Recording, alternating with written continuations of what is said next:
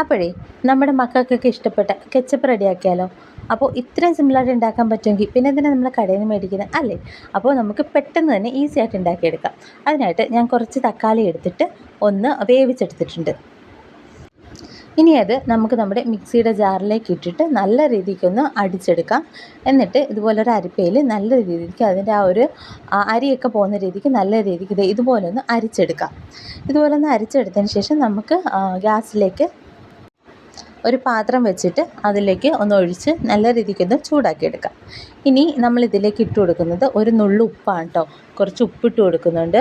പിന്നെ നമ്മൾ കുറച്ച് അതിനാവശ്യത്തിനനുസരിച്ചിട്ടുള്ള പഞ്ചസാര ഇട്ട് കൊടുക്കുന്നുണ്ട്. ഇനി കുറച്ച് മുളക് പൊടി ഇട്ട് കൊടുക്കാം.